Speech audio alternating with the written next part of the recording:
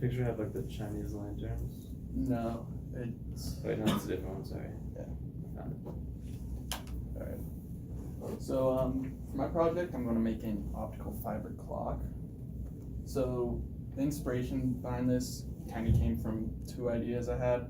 One involved these like Nixie clock and the acrylic clock that mimics it. That basically, in the Nixie clock, it just lights up a different cathode for each number, and then this it illuminates a different acrylic plate correlating to the numbers.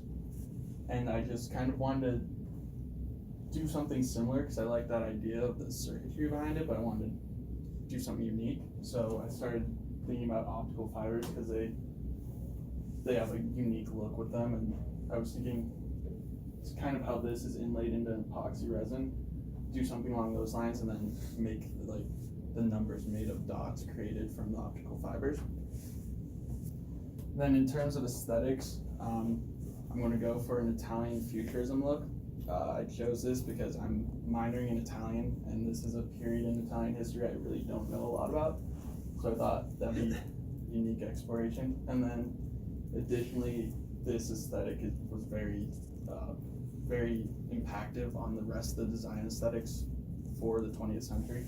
So I thought that would be unique to look into as well. And after some research, I just kind of picked out some of the more pertinent points of this aesthetic, and its use of geometric shapes and strong lines, use of industrial materials, some lively colors that kind of just like a pop of color, and then they focus on technology a lot, especially airplanes.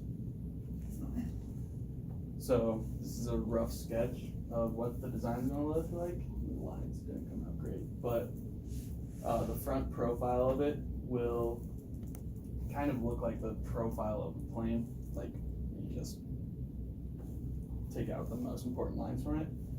And then additionally along with that, I'm going to use a lot of geometric shapes to build the actual body of the clock, and use industrial materials like bent aluminum, and then red board along the side and back to give it that pop of color. And you can't really see from these sketches, but I'm going to try to make it all kind of just come to a point back there to contribute to the really kind of aggressive nature of the aesthetic. So prototyping, I laser cut like the whole pattern for the front panel, and then have been using that just to test out how the numbers would look being made from the optical fiber. Can be seen in that photo. Yeah, I had to recut this a second time just because I realized some of the holes were just in bad spots, and also I made all the holes way too big, so fibers kept falling out.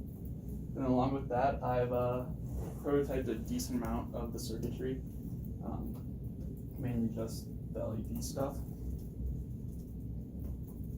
So moving forward, I need to incorporate the real-time clock I see into the circuits, fully flesh out the body of the clock and how I'm going to join all the components together, and then start making it, coating the plate in epoxy.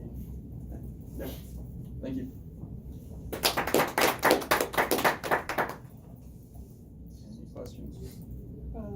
Yeah, I have one. So what material are you going to use for the red? Just like painted or stained wood. Oh, okay, cool. Yeah. So the whole thing is going to be wood, and then the final is going to be epoxy. So it's going to be epoxy. So epoxy right here. Yeah. This is going to be bent aluminum sheet, and then a board along the side and the back. Cool. That's awesome.